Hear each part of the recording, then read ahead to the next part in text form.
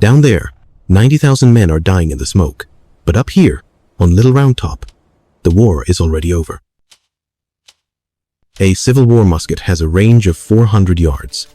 This Barrett M82 50 caliber rifle, it can kill a target from over a mile away. General Lee is currently sitting on his horse, thinking he is safe behind his lines. He is wrong. In this simulation, we are dropping one modern sniper into the Battle of Gettysburg. He has night vision, thermal optics, and 50 rounds of armor-piercing ammunition. He can't kill everyone. So the question is, who does he shoot first to stop the war in a single afternoon? Does he take out the artillery? Or does he go straight for Robert E. Lee? Quick question before we dive in. If you were the sniper, would you shoot General Lee to end the war? Or would you spare him because he's a legendary figure? Vote in the comments. First, the weapons gap. A typical Civil War rifled musket like a Springfield could be deadly at 300-500 yards in a skilled shooter's hands. But in practice, most shooting happened much closer because of smoke, stress, and slow reloading. A Barrett 50 BMG can put lethal rounds well past a mile in expert hands and still be devastating at half that. It is an anti-material, long-range precision tool. Everything on a 1,863 battlefield is fragile compared to one of its bullets. So what does one sniper actually change? Snipers shape decisions more than kill counts. Modern sniper fire is a cognitive weapon. It slows movement, forces cover, delays attacks, and scares commanders into hiding.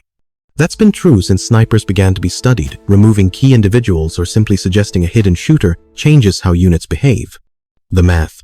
One well-placed, visible killing can freeze a formation for minutes to hours a lifetime in a Civil War charge. Targets are a choice problem, not an ethics exam. You have 50 rounds and you must maximize disruption. Option A, shoot General Lee. Decapitation is sexy and cinematic. A dead Lee on the field would be massive news, probably throw Confederate command into shock, and might accelerate a retreat. But it's also a single high-value shot with uncertain payoff. Other commanders can still fight. Orders are transmitted by couriers and flags.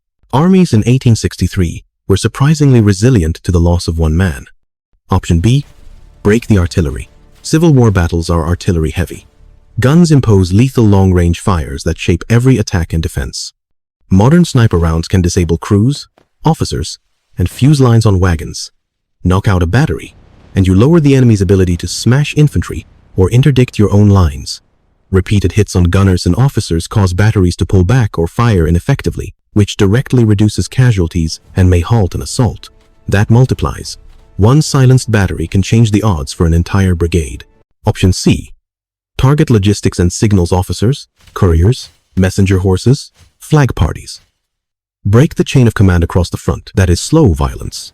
It accumulates confusion and delays orders, so coordinated attacks fail. It is less glamorous than shooting the general, but often more effective tactically. Think of cutting the orchestra's conductor and its lead violinists rather than smashing the stage light. There are practical constraints. A 50 BMG is loud.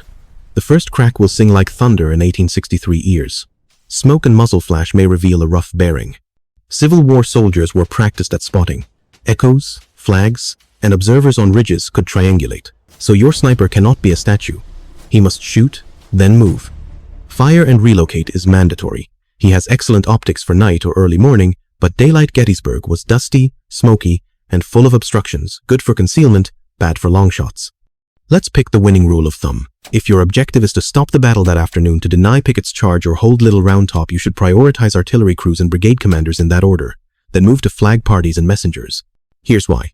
Artillery suppression immediately reduces massed casualties and undermines offensive timing, killing or intimidating brigade commanders, fragments, assaults, and finally, removed couriers and flag bearers turned coordinated attacks into isolated charges. Lee dying would be dramatic, but it's a high-variance play. Artillery suppression is lower variance and scales across the front. What about Little Round Top specifically? That rocky ridge was a linchpin for the Union left. If a modern sniper could pick off the Confederate regimental leaders pushing the flank and the gunners supporting them, the whole assault's momentum could stall, giving Chamberlain time to reinforce and reorganize. One disciplined shooter at the right angle could multiply the defensive advantage enormously. Now the counterfactual theater. Would one sniper stop the war? No. Wars aren't single-kill puzzles. But could he decide the outcome of one decisive battle day? Absolutely plausible.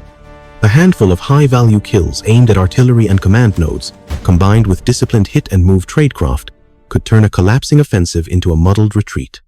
Gettysburg wasn't decided by a single bullet, but the right shots at the right time can bend the arc of a day and days make campaigns. Ethically, there's a wrinkle you can vote on in the comments. Is killing a single human, no matter how consequential, justified to end a war sooner? That's the kind of history question that gets philosophers and soldiers shouting at each other, and it's worth a short debate in your comment section. Bottom line, drop a modern sniper into Gettysburg, and he does not become an army of one. He becomes a force amplifier. Shoot the guns and the officers. Move fast. Make them hesitate. The battle, maybe even the campaign, leans the other way. Stay curious. Be thoughtful.